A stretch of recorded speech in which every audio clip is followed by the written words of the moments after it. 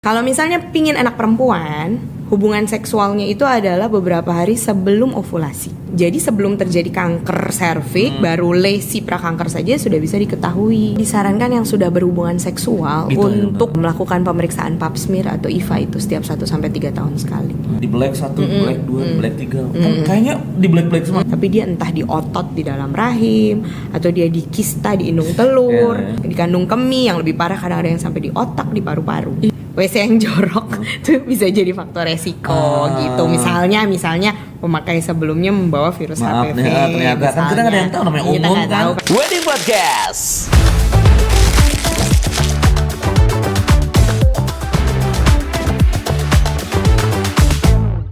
Dokter, kita akan masuk segmen kepada mitos-mitos nih.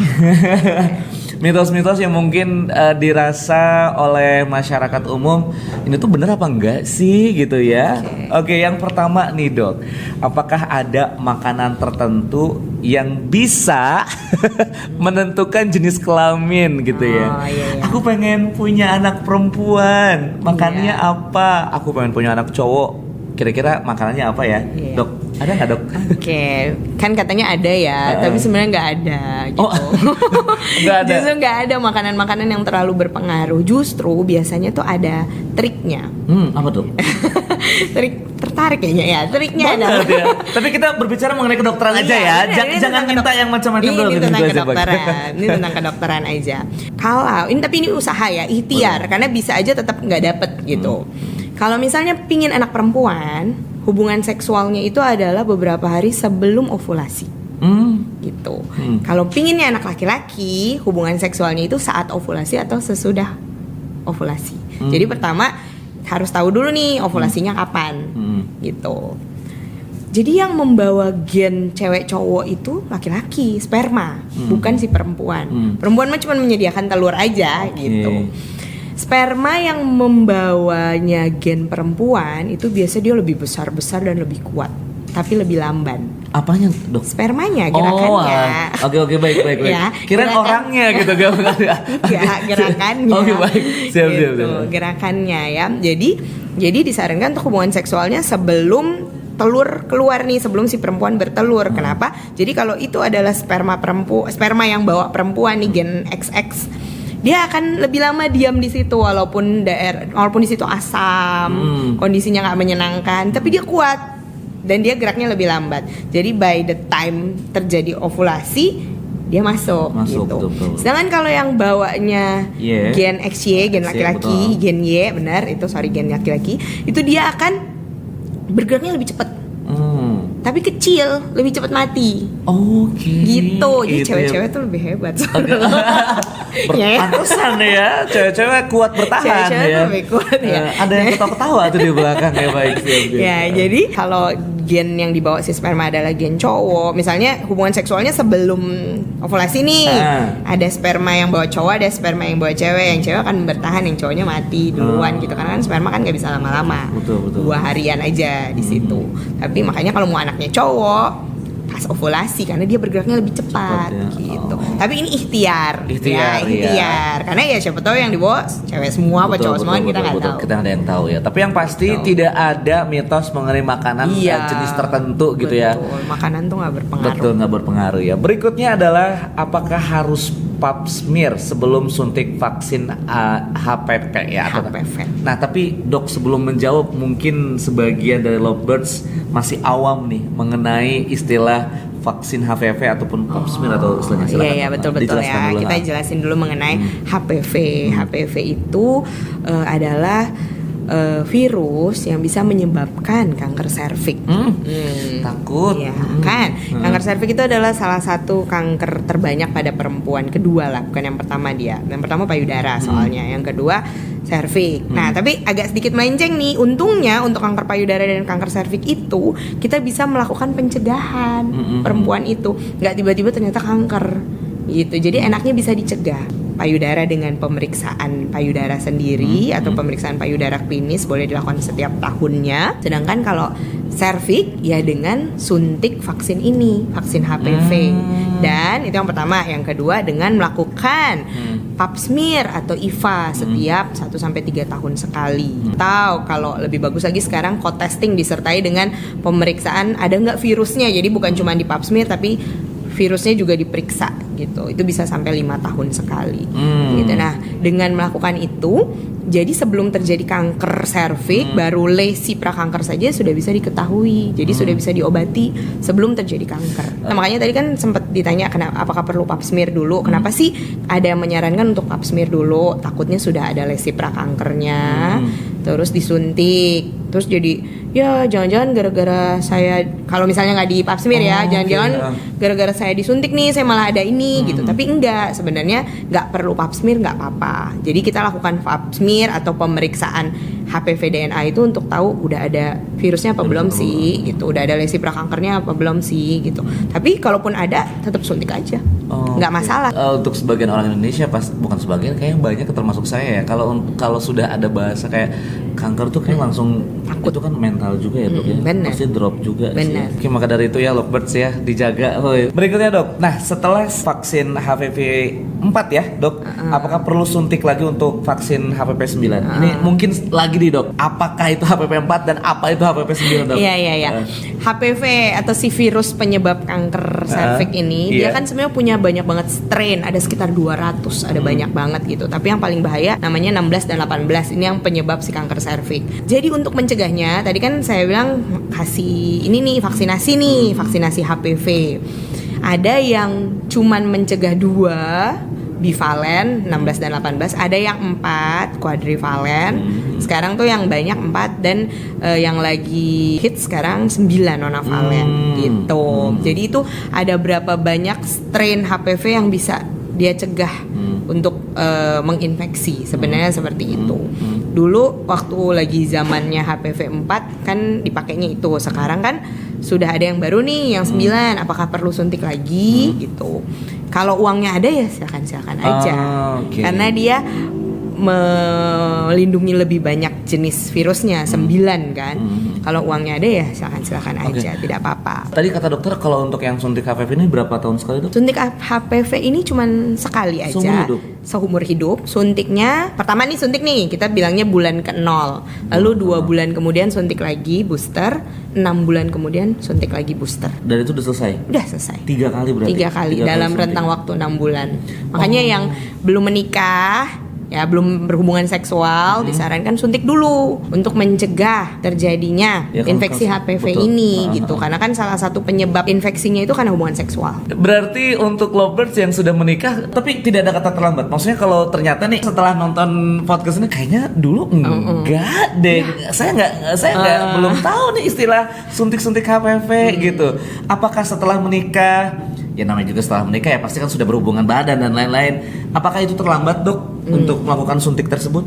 Boleh tetap disuntik saja, disuntik saja nggak apa-apa, kan balik lagi dia itu kan mengakomodir banyak strain virusnya kan, ada 9 nih yang HPV 9 ini gitu. Jadi ya disuntik saja, yang diinfeksi satu jenis virus atau mungkin 2 gitu kan beberapa, tapi kan ini dia bisa mencegah 9 sampai 9. Saya ke dokter itu kalau saya sakit gitu loh. Pencegahannya itu ya kan lebih baik ada ya sebelum sakit kan. Betul. Kayak gitu loh. Hal apa yang memang membuat ya udah better ataupun baiknya adalah sekarang mendingan cek dulu deh, dibanding misalkan ternyata tiba-tiba langsung divonis kanker gitu dok. Nah itu disarankan yang sudah berhubungan seksual gitu, untuk melakukan pemeriksaan pap smear atau IVA itu setiap 1-3 tahun sekali gitu. Dan kalau misalnya sekarang saat ini malah disarankannya co-testing. Co-testing itu pap smear atau IVA disertai dengan HPV DNA. Jadi kalau pap smear dan IVA itu untuk ngelihat lesinya, kalau HPV DNA itu untuk cek sudah ada virusnya apa belum. Jadi kadang-kadang belum ada lesinya tapi ada virusnya gitu. Jadi kan lebih baik tahu mencegah daripada mengobati. Kayak gitu ya. Nah, terus sebenarnya bagusnya saat ini vaksin HPV itu sudah dilakukan secara gratis. Buat tunggu dulu. Ada buatnya. Saya udah. Buat anak-anak SD kelas 5 dan kelas 6. Oh sorry, SD udah boleh di. Jadi anak SD kelas 5 dan kelas 6 itu sudah program pemerintah. Jadi kalau misalnya ada yang nonton ya, mama-mama gitu ya, yang nonton atau mungkin lovebirds gitu ya, ada ponakannya gitu ya. Kelas 5 kelas 6 itu boleh ditanya nih sekolahnya dapat nggak program pemerintah, karena harusnya bekerja sama dengan puskesmas. Oh. Itu gratis. Anak di bawah umur 15 tahun suntiknya cuma 2 kali. Setelah di atas 15 tahun suntiknya 3 kali. Makanya tadi saya bilang bulan 0, bulan 2, bulan 6 gitu. Kita karena di umur-umur ini sudah bukan kelas 5 kelas 6 ya kita bayar gitu. Oh iya. Karena ini programnya baru tahun berapa ya? Baru tahun berapa ya, saya agak lupa, 2018 kalau nggak salah. Oh ya, oke. Ya dapat informasi baru lagi tuh dok ya. Coba boleh ya lovebirds mungkin dicek ke ya sekolah adiknya, mungkin kalau memang ada adiknya atau sepupunya gitu ya. Apakah memang sekolahnya sudah dapat program ini ya? Kalau kalau udah dapat ya harus langsung bagus. Diikuti aja. Terus lagi nih, Boleh lagi apa? nih. Boleh. Nah, bro. Vaksin ini tidak buat perempuan saja, buat laki-laki juga. Oh, Gitu. Karena dia ini mencegah bukan cuman lesi prakanker serviks aja, tapi juga kanker-kanker anogenital, anus dan genital atau genital warts kayak kondiloma acuminata. kalau istilah kanker serviks itu kan pasti ke perempuan ya. Apa laki-laki ada serviks? Enggak ada dong kan makanya. Oh, tapi lebih ke yang tadi. Tapi maksudnya. penyebabnya sama. Oh, Gitu. Jadi laki-laki juga sekarang kalau dari Persatuan Dokter Penyakit Dalam sudah ada ininya, sarannya dilakukan penyuntikan sampai maksimal, kalau laki-laki itu maksimal umur 26 tahun. Kalau perempuan maksimal umur 45 tahun. Keren cek yuk, takut nih. Oke, baik berikutnya dok, endometriosis. Apa nih dok ya istilahnya, silahkan. Oke, endometriosis itu adalah penyakit yang disebabkan oleh lapisan dalam rahim. Jadi harusnya lapisan dalam rahim itu sebutannya endometrium. Dia normalnya ada di dalam situ, keluar setiap menstruasi.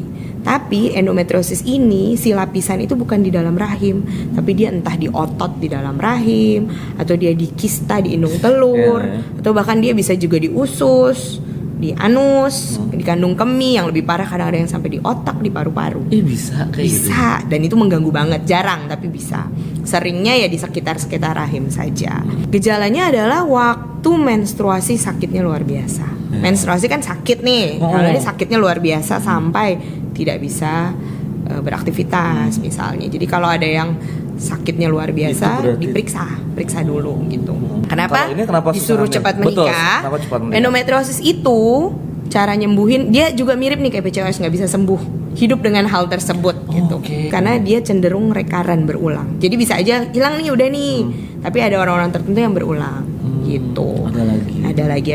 Nah, cara nyembuhinnya gimana? Cara nyembuhinnya adalah dengan tidak mens. Kenapa kadang-kadang dokter tuh suka nanya kapan nikahnya buat perempuan-perempuan yang belum pernah menikah, yang belum pernah hamil.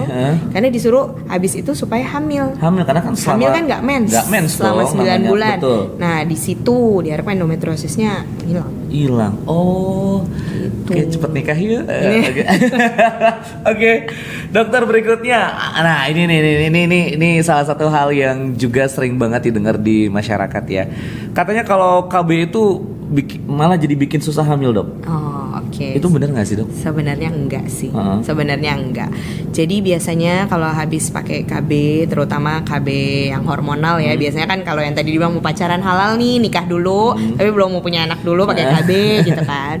Biasanya kalau yang hormonal efeknya akan menghilang setelah 3 bulan.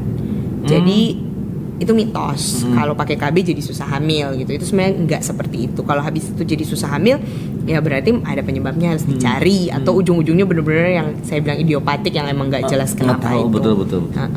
Jadi sebenarnya setelah 3 bulan bisa hamil harusnya. Berarti itu enggak banget ya, dok ya. Walaupun KB apapun. Justru KB yang tidak hormonal mungkin dia bisa lebih cepat nggak hamil, karena dia kan nggak hormonal, cuma dikeluarin IUD tuh, dikeluarin aja. Tapi kalau yang hormonal biasa habis itu akan hilang dalam waktu 3 bulan. Oke, siap ya. Jadi aman ya, lovebirds. Jadi itu hanya mitos aja ya. Berikutnya ini lucu nih ya. WC yang jorok bisa menularkan virus HPV ya. Tapi mungkin dok boleh diperjelas ya, nanti ini bakal ada jadi pertanyaan ya. Aduh maaf nih, di saya WC-nya WC jongkok atau WC duduk gitu. Apakah sama-sama WC? Atau gimana? Silakan dok. Jadi kan sebenarnya ada yang nanya ini kadang-kadang kanker serviks tuh kan penyebabnya si virus HPV ini etiologinya. Salah satu faktor resiko terbesar adalah hubungan seksual yang tidak aman ya. Tapi bisa juga karena sesuatu yang jorok. Makanya tadi ada tuh pertanyaan, WC-nya jorok, saya bisa terkena HPV enggak? Ya bisa aja kalau itu jorok banget. Pemakai sebelumnya ada virus HPV-nya gitu-gitunya bisa. Cuman sebenarnya kemungkinan nggak besar gitu. Ini mungkin ngomongin soal WC-WC umum ya yang dipakai banyak orang gitu. Dok boleh nggak sih dok? Ini kan saya lagi berimajinasi nih dok ya. Si virus HPV ini maksudnya menularnya itu apakah kalau namanya WC umum dok? Apakah misalkan WC duduk nih dok? Ya namanya duduk, kita kan duduk semua di situ dok.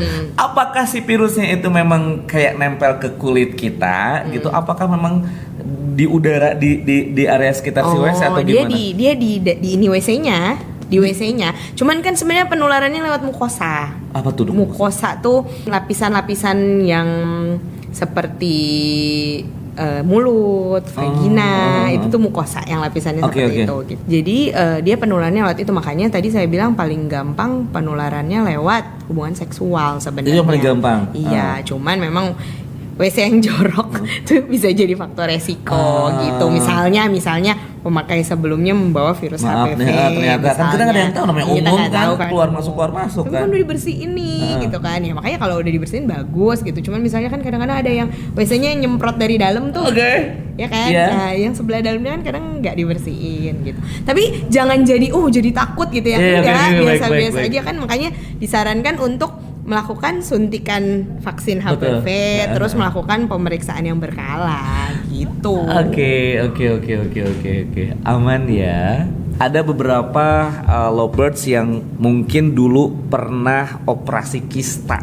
Apakah karena dulu dia pernah operasi kista dia bisa ya lahiran normal dok? Jadi kalau operasi di bagian kandungan, kalau kista itu kan dia di kiri kanan nih, bukan di dalam rahimnya, bukan di rahimnya. Jadi sedangkan kan kalau hamil di dalam rahim ya, jadi rahimnya kan nggak diapa-apain nih. Jadi ya nggak apa-apa kalau memang nanti waktu 9 bulan posisi bayinya baik, panggul ibunya cukup besar, tidak ada kegawatan pada ibu maupun pada bayi, lahiran normal bisa-bisa saja gitu.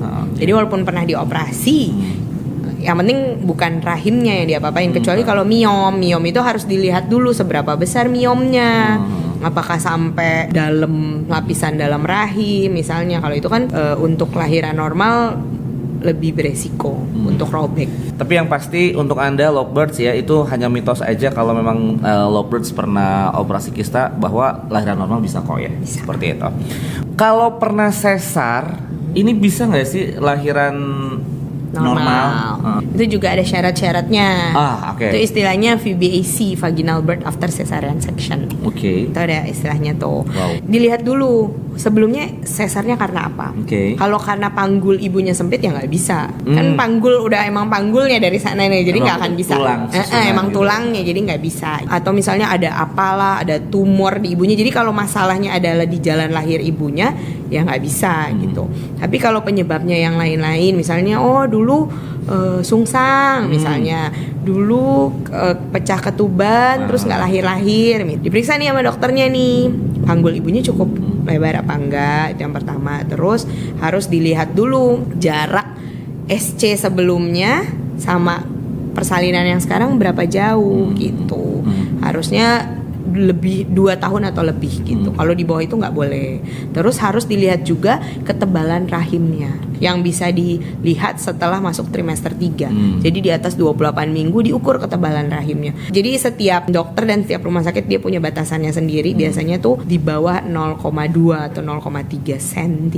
Kalau lebih tipis dari itu tidak disarankan karena bisa membuat kemungkinan robek selama persalinan. Itu kan langsung masuk gawat darurat buat ibu dan bayi, mengancam nyawa soalnya. Oke, gitu. Jadi oke. ada syarat-syaratnya. Kalau syaratnya memenuhi bisa-bisa saja intinya kayak gitu. Nah, berikutnya dok, ini mumpun masih sesar ya. Ini kayaknya mitos yang sering banget didengar di masyarakat ya. Kalau lahiran sesar, kerasa sampai kapanpun sesarannya gitu loh, sampai kerasa. Itu benar nggak sih dok? Beda-beda. Oh. Beda-beda. Yang namanya sesar itu kan dibelah ya. Kulit, terus lapisan di bawah kulit, lemak, otot, pelapis otot, lalu otot, baru kulit. sampai ada lapisan penutup rahim, baru rahimnya gitu. Jadi banyak gitu. Kadang-kadang nyeri itu bisa karena ototnya yang ketarik. Jadi biasanya luka sesar itu kalau yang luka luarnya tuh 7 hari juga udah kering. Kalau nggak ada apa-apa, kalau nggak ada peradangan, nggak ada infeksi, penyembuhan lukanya lancar, ya 7 hari kering. Tapi bawah-bawahnya, lapisan-lapisan yang di bawahnya itu bisa sampai 2 tahun. Makanya tadi juga harus minimal 2 tahun lah yang baru lahiran yang lagi sesar-sesar, gitu. betul. Bisa sampai 2 tahun tuh penyembuhan lukanya, bisa lama banget deh pokoknya. Makanya bisa sakit. Nah, cuman kadang-kadang kalau ototnya kaku, jadi terlalu ditarik itu bisa sakitnya terus agak lama tuh bisa. Atau ada perlengketan. Gitu. Jadi kan habis operasi nih perut dibuka ya, nah itu bisa terjadi perlengketan. Itu resiko setelah operasi, memang operasi apapun operasi yang berhubungan dengan perut ya. Dan satu lagi mungkin dok, maksimal untuk lahiran sesar tuh berapa kali dok? Maksimal untuk lahiran sesar sebenarnya nggak ada yang dibilang maksimal berapa kali. Karena kan gini, ini kan awam nih. Saya bukan dokter dok. Ini kan di black 1, black 2, black 3. Kan kayaknya di black semua. Itu apakah ada maksimalnya dok? Sebenarnya nggak ada disebut maksimal berapa, tapi disarankan tidak lebih dari 3 kali. Oke. Berhubungan dengan rahimnya. Karena kalau semakin sering sesar kan semakin tipis. Rahim tipis berhubungan dengan robeknya rahim. Robek rahim balik lagi tadi kegawatan ibu dan anak bisa sampai meninggal.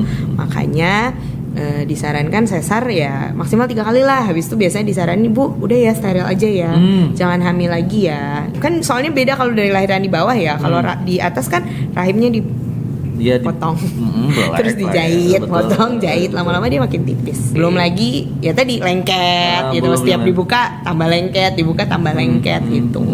Tuh, otomatis waktu operasi jadi lebih panjang, risiko perdarahan lebih besar. Lovebirds ya, ini kembali lagi nih untuk persiapan yang matang ya untuk kalian semua nih.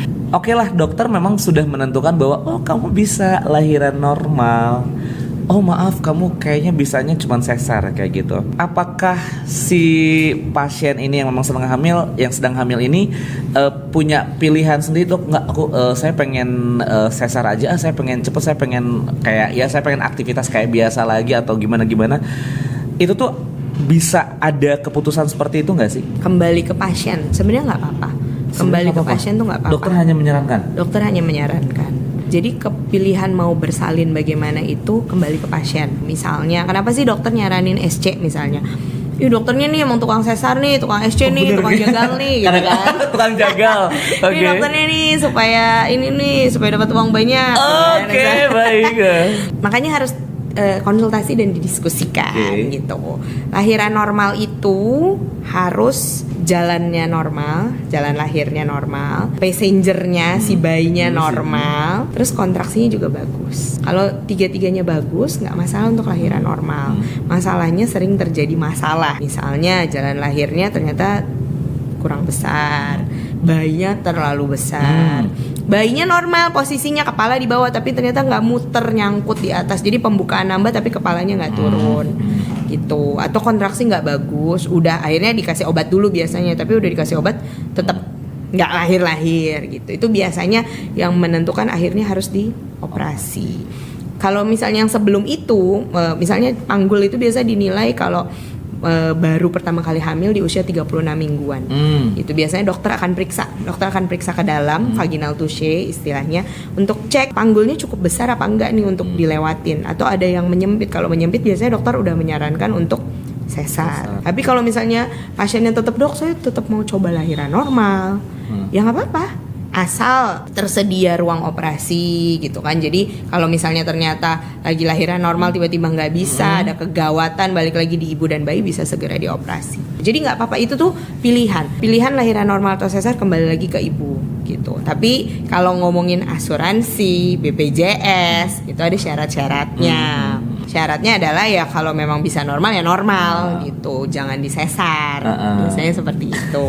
Tapi kalau misalnya pinginnya disesar, saya maunya disesar gitu, memungkinkan untuk administrasi segala macamnya, terserah. Jadi sebenarnya balik lagi, mau lahiran lewat manapun tetap ibu gitu ya kan. Tetap berjuang ya. Baik, lovebirds ya. Mitos berikutnya adalah hubungan seksual ini boleh di usia kehamilan berapa? Karena gini dok, sama-sama ingin menjaga kehamilan, tapi kan di luar itu kan juga tentunya namanya hasrat sebagai suami dan istri juga ini ya, maksudnya masih ada tentunya. Nah ini amannya untuk melangsungkan hubungan itu tuh di usia kehamilan berapa dok? Pada dasarnya nggak ada benar-benar harus kapan gitu ya. Dari trimester 1 kalau mau silakan aja gitu. Cuman memang trimester 1 jadi sampai di bawah 14 minggu itu lebih rentan terjadi keguguran. Gitu. Makanya biasanya kalau memang dia cenderung gampang keguguran, kandungannya lemah atau belum tahu nih anak pertama nih, ya disarankan nanti aja setelah masuk trimester 2. Karena trimester 2 kehamilan sudah lebih kuat, placenta sudah mulai terbentuk gitu. Jadi lebih kuat kehamilannya gitu. Kalau trimester 3 pun boleh disarankan justru, bahkan istilahnya kalau hubungan seksual buang di dalam ya gitu. Nah ini nih, baru aku mau tanyain dok, mulainya gimana? Ya, ini ngomongin buang di dalam nih ya. Kalau sudah trimester 3, ibunya targetnya mau lahiran normal nih, biasanya kita menyarankan untuk buang di dalam. Mendekati waktu aterm, jadi mendekati 36 minggu ke atas. Kenapa? Karena sperma laki-laki itu mengandung prostaglandin yang hubungannya bikin leher rahim jadi lembek dan bisa membuka merang. Terus belum lagi orgasme ibunya jadi kontraksi. Gitu. Jadi sebenarnya balik lagi, hubungan seksual di umur berapapun terserah aja selama yakin aman. Tapi kalau belum tahu, belum yakin, belum pasti, disarankan trimester kedua 14 minggu. Trimester kedua tuh 14 minggu. Nanti mau trimester ketiga silakan, tapi waktu trimester ketiga akhir-akhir kalau misalnya mau lahiran normal justru disarankan. Gitu. Kadang-kadang kan ada yang suaminya takut, istrinya perutnya udah gede banget gitu. Tapi kita menyarankan kalau emang targetnya mau lahiran normal nih, hubungan seksual aja. Gitu. Dan ya udah dikeluarkan di dalam aja, malah itu karena memang ada bisa tujuannya supaya tujuannya bisa mulut rahimnya jadi lembek, jadi membuka supaya lahir. Iya, karena kalau bahasa umumnya itu ada pelumasnya tuh. Iya benar, ya, kayak gitulah kira-kira. Oke ya. Baik. Benar. Yang penting ibunya nyaman.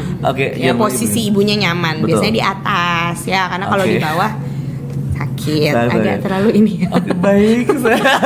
Dikeluarkan di dalam karena memang sudah trimester 3 ya, itu malah disarankan dokter. Tapi nih dok, kalau untuk salah satu mencegah kehamilan katanya malah itu dikeluarkan di luar saja. Iya. Itu benar dok? Mengeluarkan sperma di luar, tidak di dalam vagina, itu bisa jadi usaha. Salah satu usaha untuk tidak hamil gitu kan. Salah satu usaha keluarga berencana nih.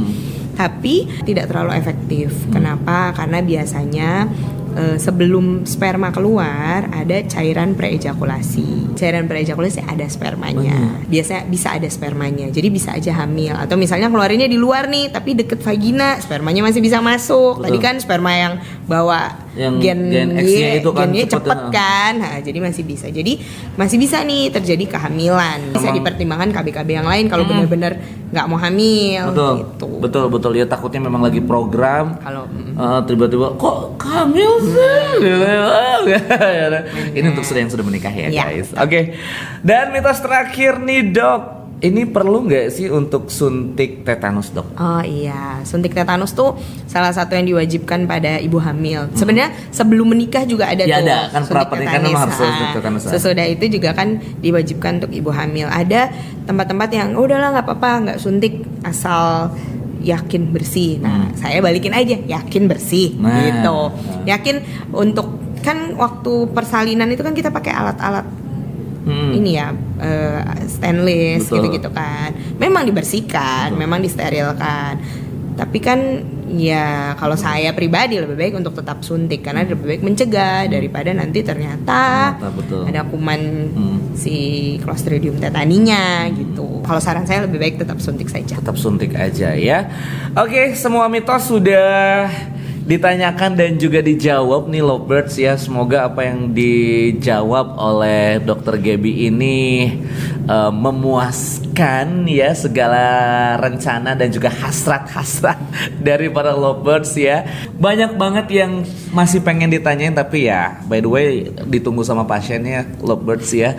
Oke, untuk itu Dr. Gaby kasih closing statement. Kita belajar hari ini mengenai PCOS, Polycystic Ovarian Syndrome. PCOS ini mungkin tidak bisa sembuh tapi bisa kita atur sehingga kita bisa tetap hidup dengan baik, bisa punya anak, bisa happy pernikahannya karena kita sudah tahu dan tahu cara mengatasinya. Begitu juga dengan persiapan pranikah, lalu mitos-mitos yang sudah kita bahas tadi ya.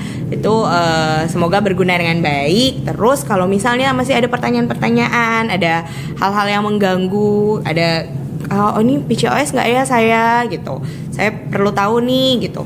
Periksakan saja, konsultasikan saja ke dokter supaya lebih baik tahu, mencegah dan terobati dengan baik. Oke, sehat selalu. Wow, yeay. Akhirnya ya. Dokter terima kasih banyak. Terima kasih. Untuk ilmunya, untuk penjelasan yang sangat detailnya ya. Semoga apapun yang disampaikan dokter ini bermanfaat banget para Lovebirds ya. Amin. Ya. Dokter Gaby, semoga kita bisa ketemu lagi di lain kesempatan dan sehat selalu ya. Iya, dalam keadaan baik ya. Pastinya. Siap. Oke, Lovebirds, itu dia obrolan seru kita di Wedding Podcast edisi Odading, obrolan dunia wedding, dan juga tentunya semua apa yang tentunya Dr. Gaby tadi sampaikan. Selain di YouTube channel ini, Lovebirds bisa ikuti di Instagram dan juga di TikTok di weddingpodcast.story. Jangan lupa tentunya follow kita semua untuk mendapatkan semua hal-hal terbaru di pernikahan seperti itu ya. Baik, untuk itu terima kasih banyak untuk A Studio.